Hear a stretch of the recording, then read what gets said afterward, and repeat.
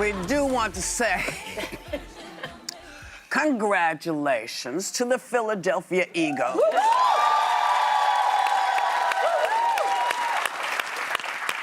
Who beat the poo out of the other team. Yep. Yeah. I mean, they beat them. It was sad. Yeah, it was decisive. Now, I didn't watch. Good for you. Yeah. I didn't watch, no, because I was busy. But apparently a lot went on, and people were just out of their minds. So why don't you all tell me what happened? Okay, well, I won't tell you the parts of the game because it didn't end well for my team, but there was an ad, you would have loved some of the ads. There was a Nike ad. I think we have a clip.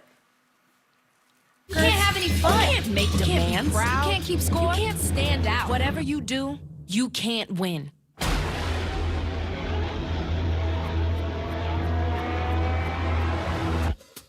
So win.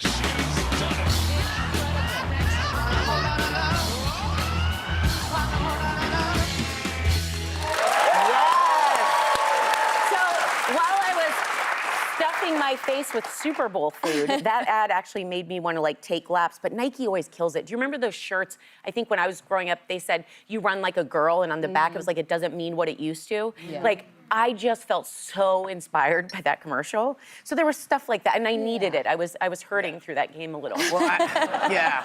Well, you know, the All-Women Sports Network will take care of all I that. know. I was like, you're gonna love so this exciting. one. Yes. What about you, Anna?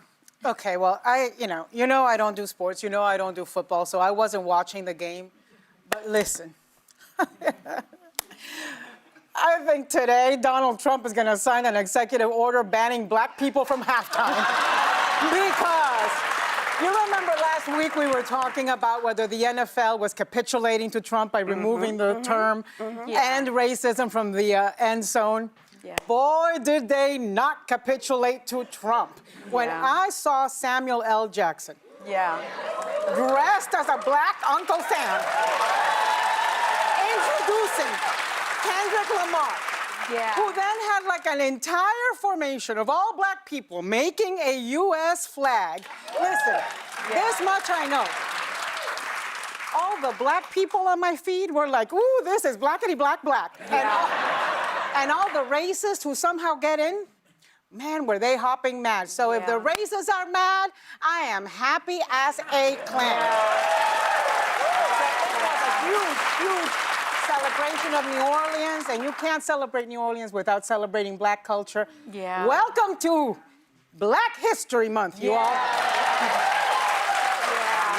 Sonny? Thoroughly enjoyed it because I did predict that the Eagles would win, as can be seen by my gloating outfit today. Her subtle jacket. My subtle jacket. I agree with Anna. I mean, with all these attacks on diversity, all these attacks on African Americans, it was so nice to see black excellence and joy in front of the sitting president who decided for the first time to go to the Super Bowl. New Orleans. I don't think he's ever going back. I don't think he's going back. New Orleans, of course, is a predominantly black city, very close to my heart, 55% black. Then you have Kendrick Lamar. A lot of people said they didn't understand his performance.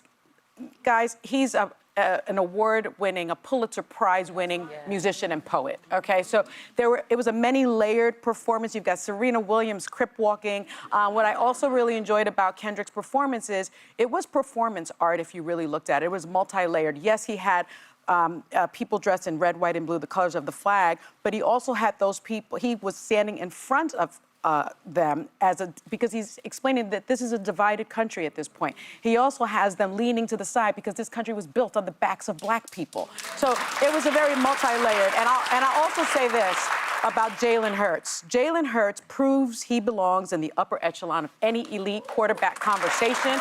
He's proven that. He was the MVP. What I also loved is Autumn Lockwood of the Eagles is the first black female coach to win a Super Bowl. She's an Eagles assistant performance coach. And then I also loved seeing, my final thing, I'm sorry. I also loved seeing Jalen Hurts, Jordan Brand dropped an ad celebrating Jalen Hurts after his victory, aimed at all of his haters. Take a little look at this one. Hate that you said he wasn't a top 10 quarterback? Hate that you said he couldn't throw the ball? Hate that he got over when push came to shove? Hate that he always say the right thing. Money is nice, championships are better. Hate that in your all-knowing, armchair wisdom, you were sure he'd come up short. Hate that you got it wrong.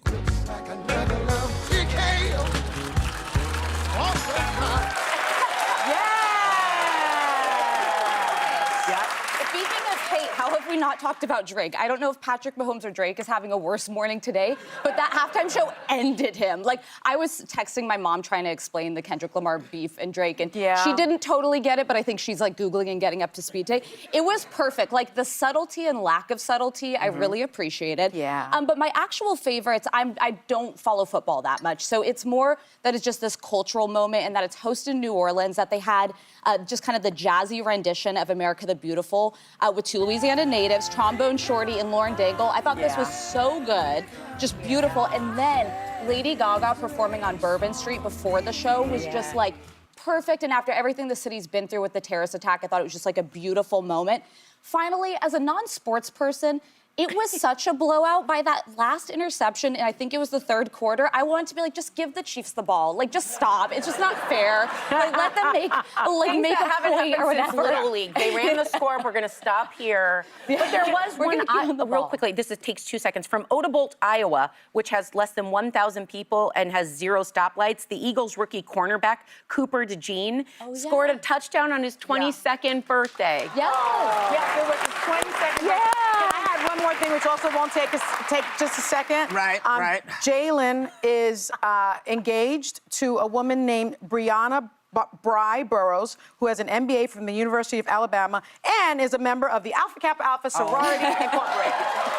Just have to say that. There was a beautiful 102-year-old lady from Philadelphia, huge Eagles fan, who made it to the stadium. So listen, I'm happy for her. here's the thing. The Super Bowl is the Super Bowl. It's an American sport. And we got players of all colors playing this game. So the next time anyone decides that someone isn't good enough, that they shouldn't be, this is what decides if you're good enough. If you made it, you were good enough. Now, winners and losers we will always have. But there is nothing to say that any one of us can't play. We're all invited to this game.